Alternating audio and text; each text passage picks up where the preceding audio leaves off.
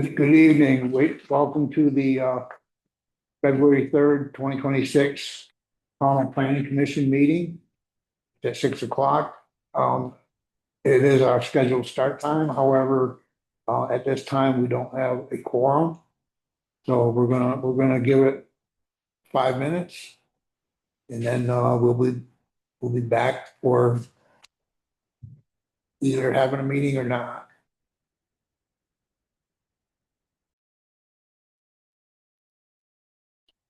Hi again, we're back. We waited 5 minutes to see if we could build a quorum. Unfortunately, we do not have a quorum. We have our guest from BCRC, Scott Grimm, here with us, and he came out in the cold to be with us, so we're gonna hold him here. And we'll just have a discussion with him. Some questions and answers regarding working with the BCRC. And other than that, we're not going to do any of the other functions of the planning commission. We're not going to do our roll call or minutes or any of that stuff. So we'll see you the next time we have a quorum. Thank you. Right, so welcome. Thank you for. Sure. Thank you for having me. I apologize for not making the previous meeting. I was sick that day and I forgot to call you guys to let you know. But hope everything is all right. We can have a nice conversation even if our commission isn't here. So I guess the main things, we had talked a little bit, and you had sent me some info about questions about making changes to the bylaws, and what kinds of what kinds of leeway might you have between now and when the current town plan expires, set for April 23rd of next year. Well, so Scott, I seem to remember, I think this is like about a year ago, you gave us some sort of outline on this, and now I can't find it. Okay. Remember something like that? So we have so there are probably two things here. One is we do have an annual or maybe once every 2 years. I think we have a municipal planning consultation. Dara Zink and I came in November of last year, and we kind of just did a cursory going over that, saying here are your Weaknesses, opportunities, yeah. Right, yeah, a little more of a here's where you're in compliance with state law, here's when things are expiring. And, at that time, we had high hopes that you would receive the municipal planning grant. So I don't think we went into as much detail in that as we could have. I think, there are some more, details maybe we could chat with you about, but overall, between the email conversation that we've had and getting a sense now as to a better sense of what you're asking, as opposed to sort of what I had thought about ways to update the plan. I feel like your strategy of doing as much as you can now while you're legally able to before the plan expires next year, and then from that point forward, continuing to apply for grants until you can get the town plan updated. I wanted to clarify, if the current plan expires, then we cannot make changes until we have a new plan. So once the current plan expires, you're unable to change the zoning bylaws. Okay. You can still, the select board can still pass statutes that sort of are compliant with the previous town plan, but the actual rules for development get locked in stone at that point until the next town plan date. Yes. Yeah, and you can continue to approve things. You can continue to allow development to happen, but then there are certain other things as well.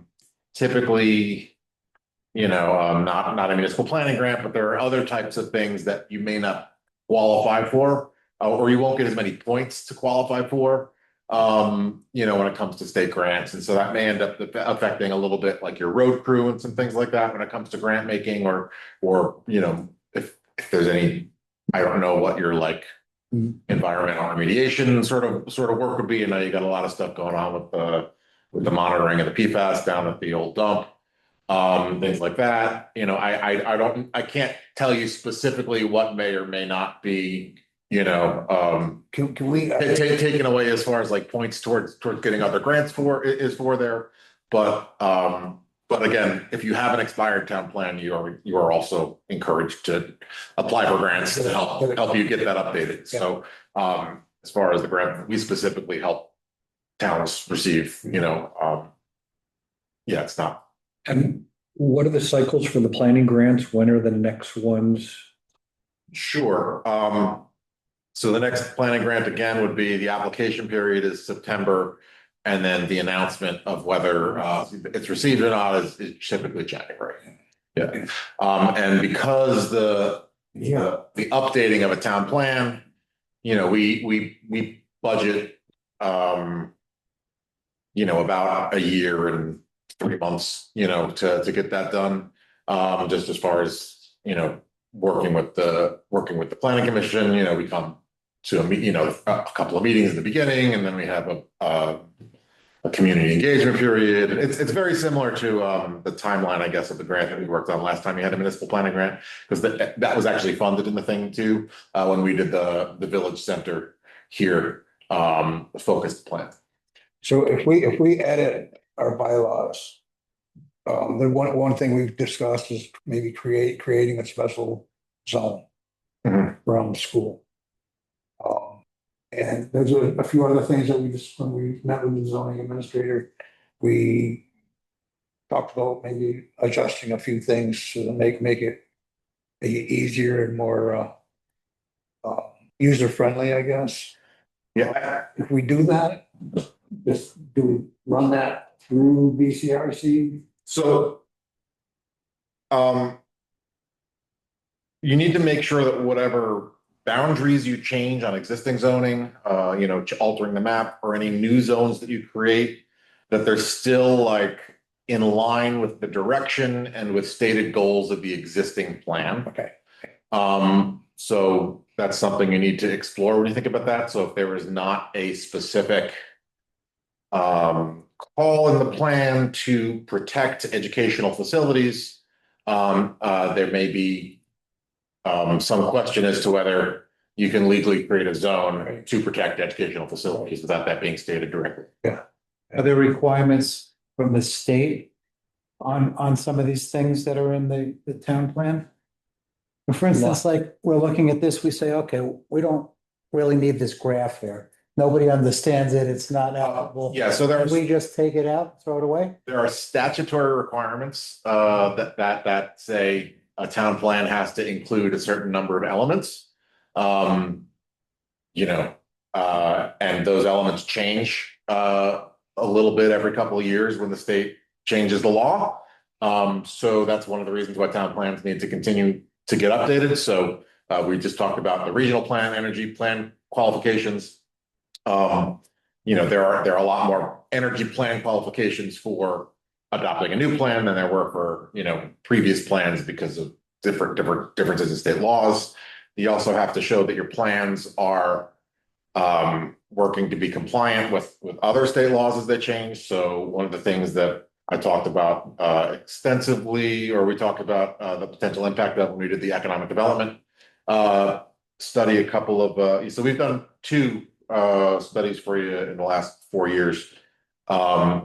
And one of them was an economic development study, and that was immediately after the Home Act had passed. And there were some outlines for that. Some specifics for that you could also change in zoning bylaws. But if that But was then that would help you be compliant with that. So you also have to make sure that whatever else you do to change the bylaws not only has foundation in the existing plan, but then any other, again, boundary changes or new zones that you create or additional actions that are taken, that they are also compliant with state law. So, you can't create a new zone in areas that have sewer and water, that contradict what the Home Act says. Which says you have to have, 5 units per acre if an area has public sewer and public water. You have to allow, you don't have to have. You have to allow, Right. your zoning code has to allow 5 units per acre on those places. So as we spoke about last time you were here, I think one of our goals was to somehow make our town plan more readable and user-friendly to just anybody in town. So they can see what are we trying to do? What direction are we going? Things like that. And at least to my reading, it was buried in there where all the different things were. One of the things we talked about at the last meeting after I had been to that regional planning thing was, would it be possible to basically take the Bennington County plan as kind of the starting place and then write Pownell almost as if it's an addendum to that, where we take all the goals and priorities and so forth. And then for each section in the county plan, we write what are the specific things related to Pownell and what are our goals and priorities and so forth. Well, that's a way that you could format the plan.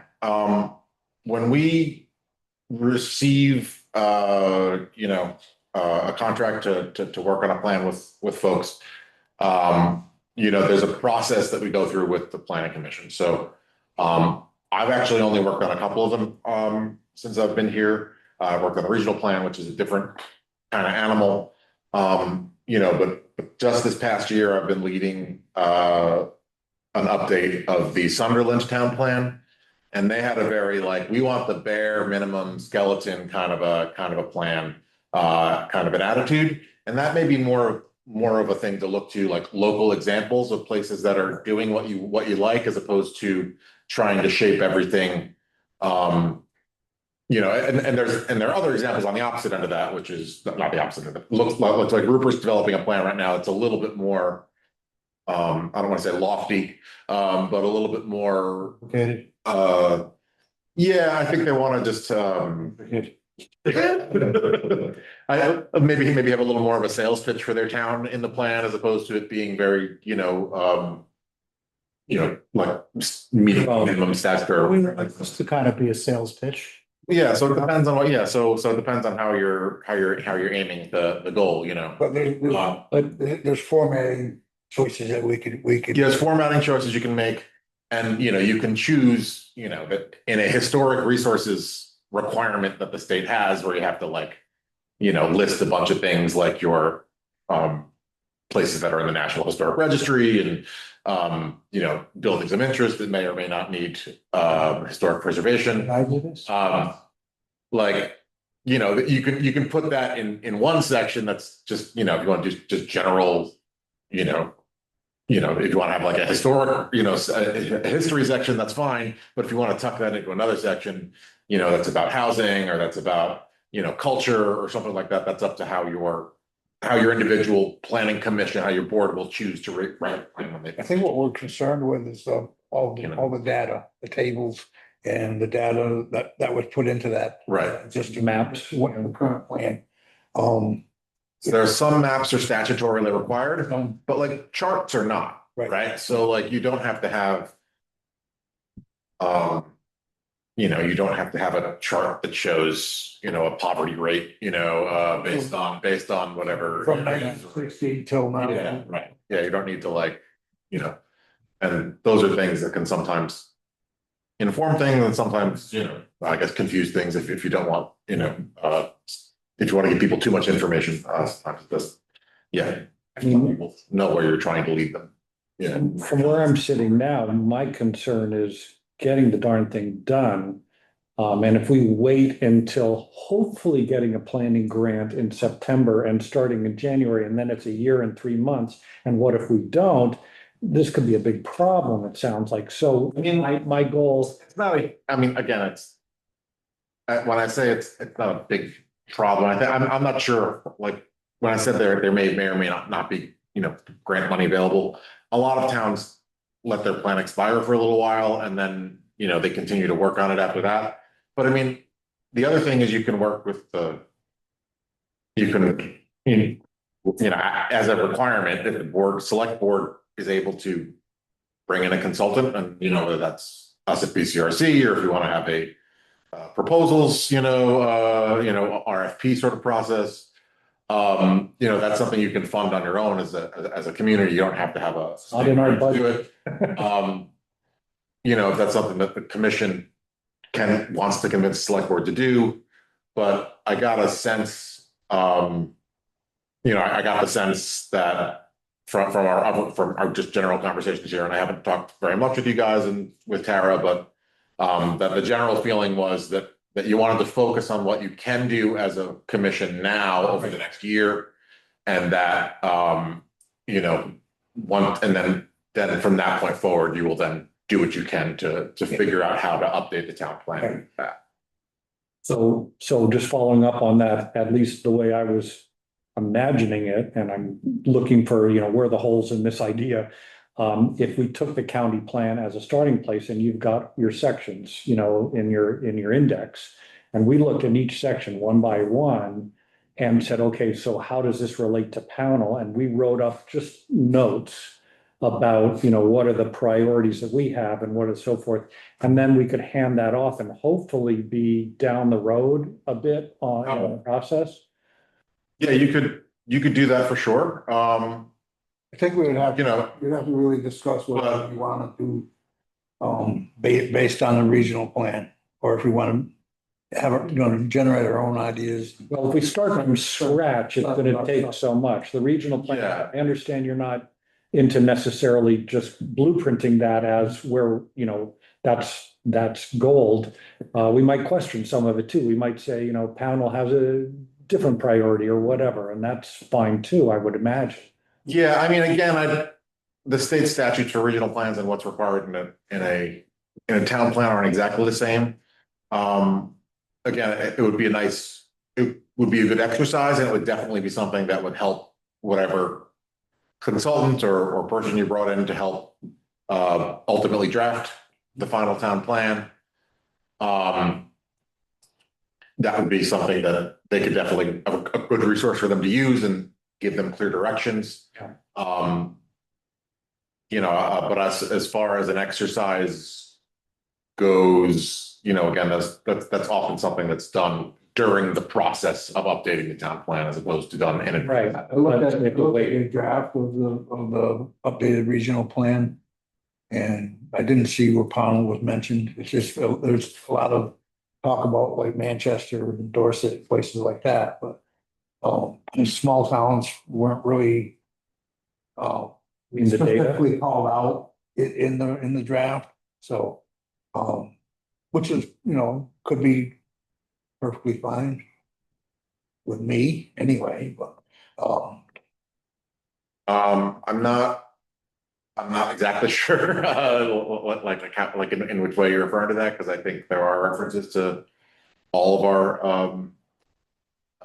our towns and villages, throughout the document, but in the narrative or whatever I was reading, I didn't see the name Pownell. I didn't. fair. I mean, there's often a recency bias, for certain things. So I imagine you saw Dorset mentioned because you're like, oh, look, they're doing this big Raptor Lane project, and I hope Pownell was mentioned when they said, oh, we did great facilities because Pownell has, this great new building. Although maybe Dorset beat you to the punch too, because they're a couple years newer on theirs now. But I guess what my comment was getting around to was like, there's nothing specifically that the regional planning commission is planning for Pownell.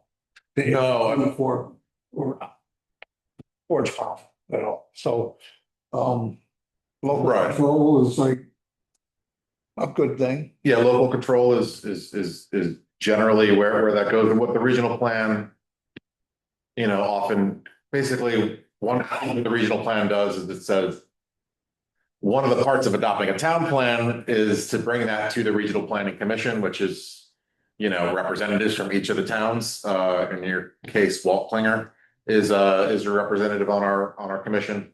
And everyone there votes, to reviews the town plan and then make sure that it's compliant with the regional plan. And that includes things like in Sunderland right now, the regional plan says we don't want any development, on the Green Mountain side of Route 7, so the Sunderland town plan that I'm helping them write right now, that can't contradict that by saying we want to take whoever's property and make it a lot bigger or allow them to have a lot more uses there. We have to sort of limit access of what's going on, on that campus where Orbis had their headquarters and has now left it. So I didn't understand that. Say that again, because I thought I heard you say the Sunderland plan can't contradict the regional plan? yeah, so the regional planning commission reviews and approves. One of the things that your town plan has to do is get approved by not just the state, but also by the regional planning commission. Oh, interesting. So that is part of the update process. So And what if would they they- take issue with something that we put into our plan, like, preserving, doing an educational zoning thing, and for some reason they didn't like that, they could nix it? Yeah, they could vote not to approve your plan and to send it back to the planning commission for changes and updates, yes. So that's kind of my question. What kind of things would they not approve it for? As an example. We haven't really had any examples of not being approved, but I think, yeah, the example. That would be unusual. Trying to think of something, and unless it was something that was, if you guys were, and again, a town plan isn't as specific as your zoning, right? So your zoning is what's gonna actually say things like, is this home act compliant, right? But what your town plan might have that contradicts something in the regional plan is, if you want to say, oh, we want to move the transfer station, from where it is over to where Tam's facility used to be, right? That might contradict something in the town plan that says, no, that's too close to a community. In the regional plan that says, no, that's too close to a community. It's very close to the library and these other community facilities, and we don't want to have something that's potentially noxious use, in that space or whatever. Or they might say that, or you might say, we want to, we'd like to, take the racetrack area and make it, or make a bunch of areas along the river. We'd like to develop heavily along our waterfront. And then we'd say, well, that might contradict the flood regulations that we have, that we have to contend with, and those might be the kind of things that would,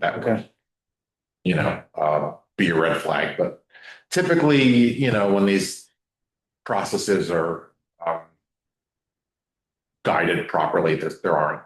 Yeah, I can't. It's usually just a rubber stamp when it comes to the regional plan, approving it, I can't see this town doing anything that would be really controversial. No.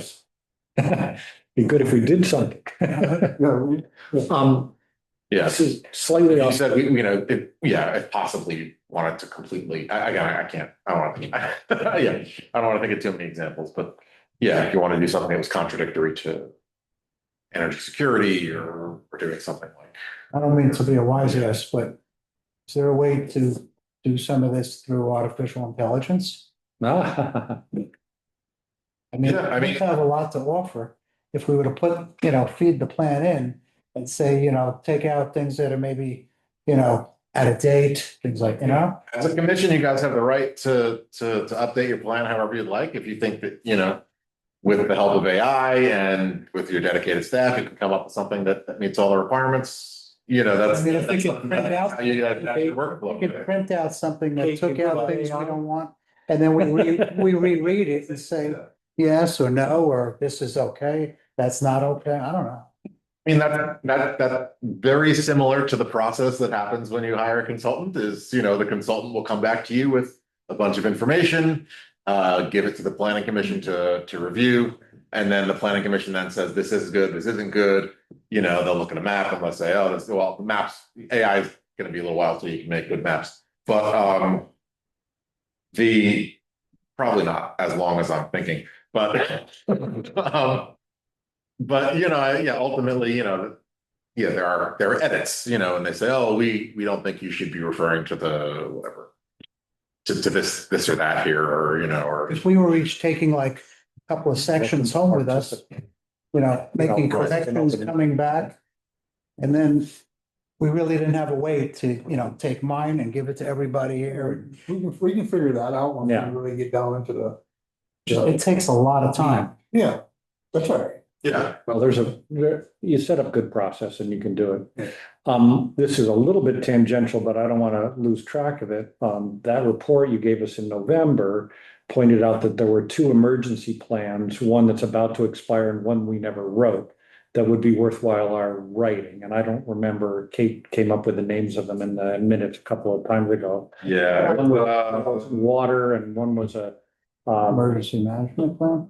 we have an emergency management plan, but there's three plans and one needs to be updated and. Mitigation plan? Yeah, something like that. I'm just wondering about how do we get those done too? I mean, or is that a completely separate process or? Those are another process that's often done by the planning commission. Focusing on those specific plans and often, again, brought in with a consultant. In our case, Dara often works with that. That money, the grant money that funds a lot of towns getting those plans made and up to date, was a federal source, and FEMA funding is all it's very small now. It has been very truncated down, so there hasn't been quite as much flow coming for emergency management planning as there was in the past. But again, it's whatever you guys have local rule when it comes to how you want to update your plans. If you want to try to take them on as a commission yourself, feel you have the capacity to do that yourself. I wouldn't know where to start, quite frankly. I mean, I don't know what's required in these plans. I'm sure there's boilerplate language that we have to apply to our situation somehow, but I don't know what that boilerplate language is. And the DHCD and the state has a number of guides that help municipalities understand these plans and potentially do them themselves if they'd like. But yeah, there are guidebooks to also help inform that process.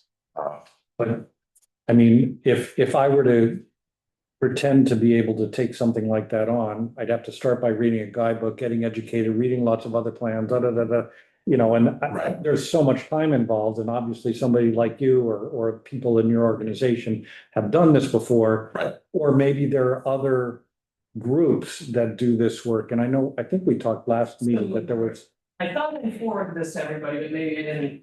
Tara did write back to me when I asked her about 3 plans. A little vague, but it says, Dara Zink of BCRC is the hazard mitigation contact for the town. Okay. She did a presentation recently to the select board, so she would be a good contact for that. The LEMP is Craig Odell's domain Local. as the emergency coordinator for the town, but BCRC also helps with that. And she didn't say anything about the river corridor protection. So she must, I imagine, just didn't have to for me on that. Yeah. So, yeah, and again, Dara, and her process on those plans includes, working with local law enforcement and working with local, emergency response people, in order to help develop those plans and make sure that the people who are going to be implementing those plans in those cases, are properly involved in the input and, understand the implementation, in those cases of how to deal with that stuff. The hazard mitigation is different than the emergency management is more that where it's working with and the hazard mitigation is more about, managing. Truck rolls over. It's more about managing the aftermath of climate issues or fixing things. So mitigation is more like, well, we know that we know that this bridge is particularly vulnerable to flooding. We want to make sure that we, take this bridge and we raise it up 6 inches and we put new pilings underneath it. And we, and in order to do that, we should do X, Y, or Z, and we will need these permits or these approvals from agency of transportation or whoever else would do that. So that's mitigation, that's preparing for an emergency as opposed to emergency management, which is dealing with an emergency. So I guess what I'm stuck on is, this is starting to sound quite overwhelming to me. And if I want to try to get to the goal of completing all this work, figuring out a process that's going to make it possible for us to do that, is not a small thing. That's what I'm trying to figure out. It's a lengthy process. It's not something that's always exclusively done by planning commissions. Well, no, the PCRC usually kind of leads us through it. Well, yeah, typically we help guide planning commission through it. That's one of our roles here, right? So we are like we are the consultant of last resort here. There's no legislature at the county levels here, and everything is just a jurisdiction, right? So legally we're like a not-for-profit, that whatever operates under state laws, but we are the sort of agency of last resort. So for small communities, Powell is above the threshold for this, but for very small communities, like I just mentioned, Rupert, anything that has a population under 2,500, you guys are a little bit above that.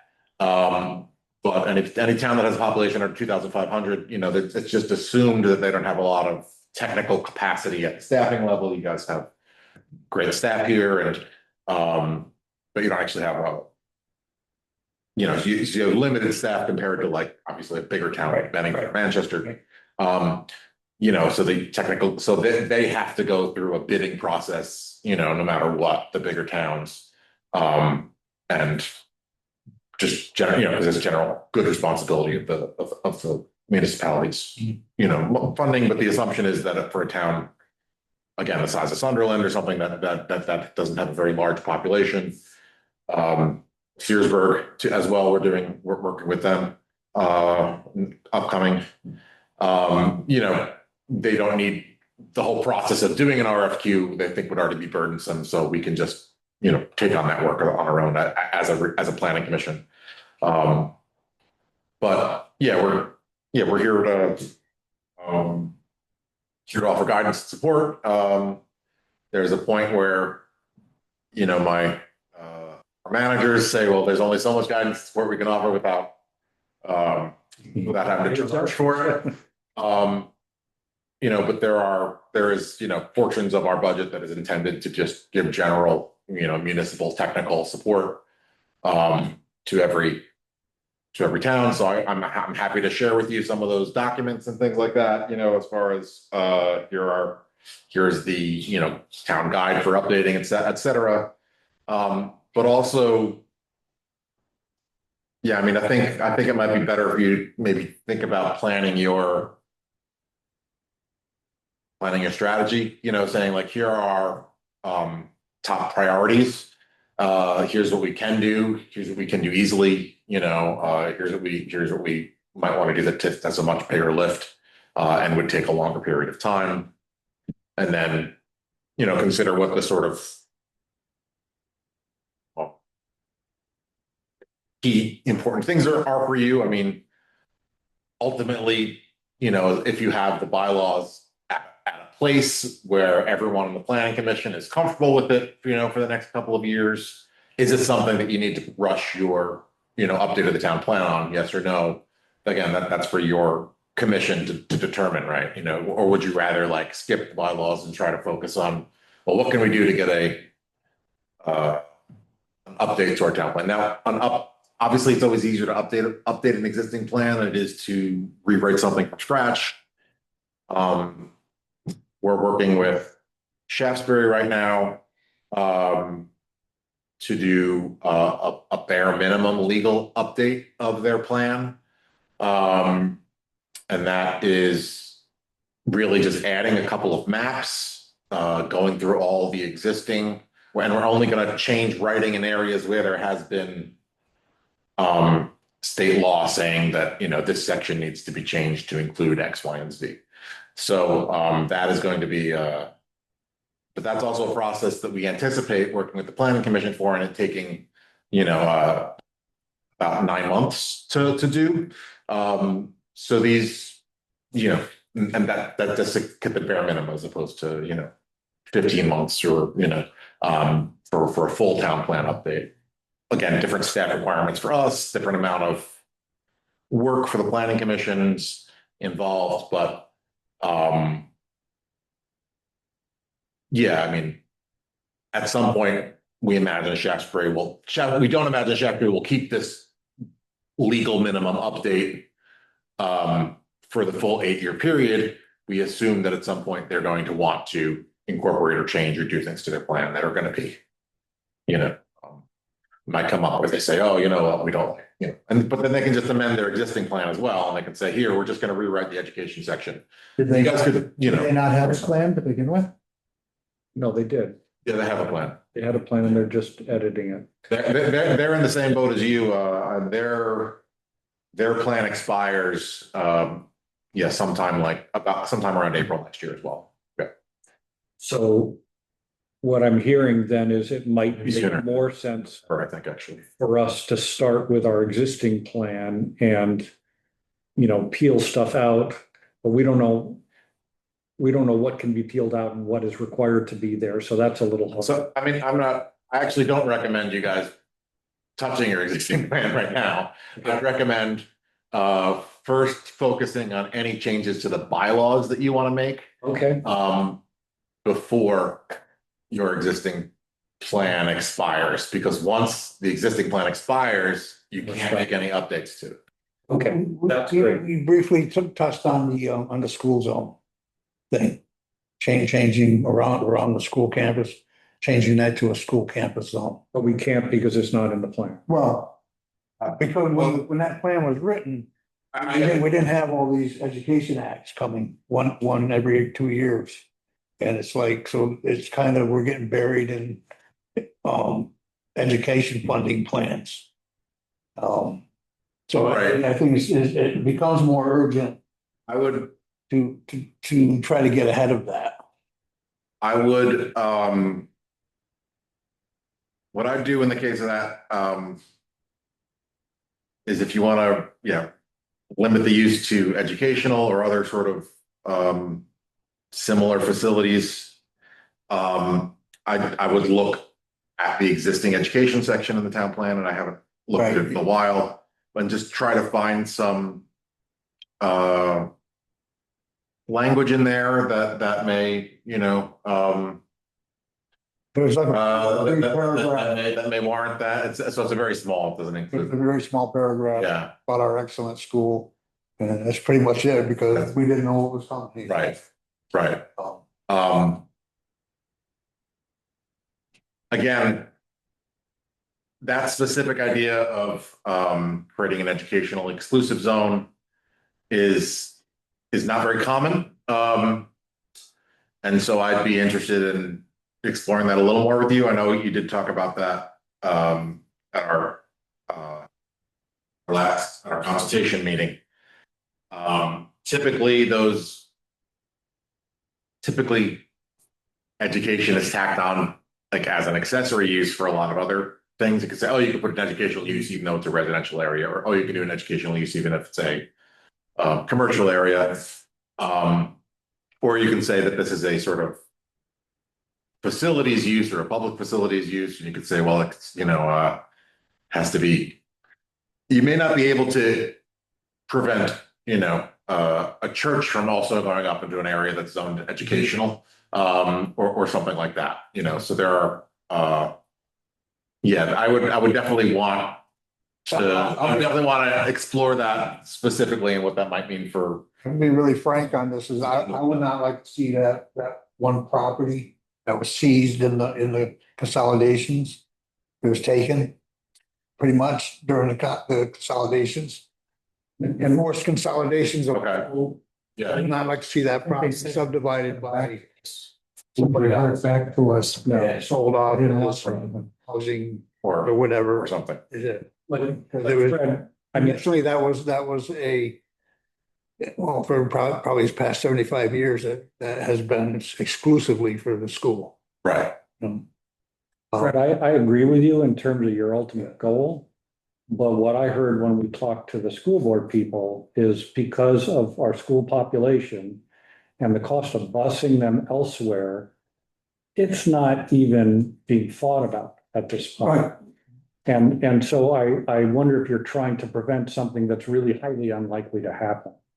Well, I don't think anything's highly unlikely Well- to happen in Vermont anymore. Well, and given current politics, I guess almost anything could happen, but yeah, anyway. But we Yeah. have talked about, we did quite a bit of work, close to a year ago and in conjunction with the plan you did for the town center about maybe extending some of the commercial zones a little bit and so forth. And it'd be nice to get that done. If that's, I was under the impression that we couldn't do bylaw changes until we finished the plan. And I didn't realize that, oh, we have a plan. We can change the bylaw changing. Yeah. Yeah, so we were recommending. We generally recommend that, if you're gonna do something, you kind of review it all and like do it all at once, so. What you can really do is a bunch of small piecemeal, bylaw changes now. But you can't really do we would recommend a comprehensive, rewriting of your bylaws as a whole. No, So, yeah, the general order of operations is you write a new town plan. And then after the town plan, then you do a comprehensive update of your bylaws. if, given where we are in this situation and the fact that we got that plan, which did talk about, where we're going with town center and it was suggested to us that we. One of your three town centers, That's, so it would be piecemeal, and you want to make sure that what you're doing is also going to be effective and a good policy for. If right. you're changing your village zoning district, that it would note that it will affect other areas Right. in the town. And we spent a fair amount of time looking at our sewer capacity and where there's water and things like that. And it made sense. I think we were almost at a consensus point about moving some of these lines, not a huge amount, but getting those districts redrawn slightly. What's our process for actually implementing that? And the process is that you create a formal recommendation, often including the actual. Ideally including the actual, change you want to see in the law, and saying this paragraph, the planning commission has voted to, approve this, and then it then goes to the select board to become law. Okay, so we can. So if you want to say. It ourselves, do it If then. you want to say you want to remap all of your areas that are rural residential 2 to rural residential 1 in order to comply with, new sewage regulations, then you could do that, but then it would have to, ultimately, the planning commission votes to agree to that and then sends that proposal to the select board for adoption. The maps have to be revised. Oh, yeah. What do we need, an engineer to do that? I mean, They got a guy who got this he does maps. The guy who came here one time, he was amazing. He's flipped off a couple of maps for us. Nick was here doing that, probably. Yeah. Yeah, Nick has a very good sense. In fact, Nick specifically had a couple of senses. I can send them to you specifically, but he had some ideas about relaxing some lot coverage rules in rural residential 1 in order to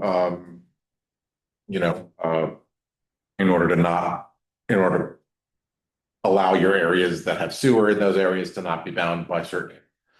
Yeah, I'd love to see that because that seems like that could really jumpstart us to an actual recommendation. I think where we left off though, we were finding out that we have to conform it to the existing wastewater treatment boundaries. Yes, absolutely. So, yeah. And I think that's where we started to get into consensus because, we might want to do this, but that doesn't really make sense, but this we could do. Right. And I think now figuring out what are the words to say that, I don't know. Take your time. Yeah, Seems like it'd be worthwhile doing, and again, I don't know how we kick that off, but maybe his suggestions would help us with that. He could, if he has a drawing or whatever, that could be part of our proposal. okay, yeah, I can follow up with, you know, with some of those specifics. And, yeah, and again, if there are a few items to the bylaws, you know, we can see about changing some bylaw items between now and next year with you guys. And we talked to our zoning administrator during his review, and there were several sections that he said would help him a lot if we did some clarifying language. So I'd want to get that feedback from him, just to what are the specific things, and maybe run it by you, or I don't know what our process is. you know. And make sure we're not, you know, crossing any boundaries, but those two things might get us what we need for now until we get our new plan written. Yeah, I think that's probably the best strategy, moving forward, than focusing on the changes you can make now, based on the other work that you've already had done, thinking about this, thinking about what kind of development you want in the area, thinking about how the existing laws, you know, affect things like the workflow of your zoning administrator. Yeah, yeah, seems to be the best path forward then. And then in terms of trying to be productive towards a new town plan, I'm still a little vague whether building it off of the county BCRC plan or building it off of our existing plan is going to be more useful to whoever we get to help us actually write it. So no matter what you build it off of, you know, there are like 10 required, you know, things in state law that say you have to meet this X, Y, and Z, and each one has a bunch of subcategories in it. But, you know, as long as you're hitting all of the things that are required in state law, you know, you can write on the back of a cereal box and it will be passed, you know. So, you know, it's just a thing, you know, you just got to make sure you're meeting the state law. You know, you could write a novel or you could write a pamphlet. But as long as it meets, what's in the 10 requirements of state law, that's what matters. Is there a manual that we could follow? Yes, yeah, So absolutely. Yeah, it strikes me that making sure we got those 10 things in there is what we're hiring somebody to do. And what seems like we want to do is say, what are the priorities for Pownell? Of all these things that we've said in the past, or that the county plan is saying, you know, this particular initiative, that's Shaftesbury and we're going this way or whatever, and delineating that would be maybe what we could actually accomplish in reasonably good form. Making sure we have all the T's crossed and the I's dotted, that is beyond my skill level, in terms of the final plan itself. Yeah, and then you guys aren't supposed to necessarily have that expertise. You guys are representatives of the public who need to, who are engaging with these things, you know. Okay, well, this is very useful. I mean, go back to bylaws first. That's great. It seems like in a couple of meetings, we might be able to actually get a proposal formulated, and then I maybe talking to these various people about these emergency plans to see if there's something that we can look at as a template to see how it applies to us would be useful.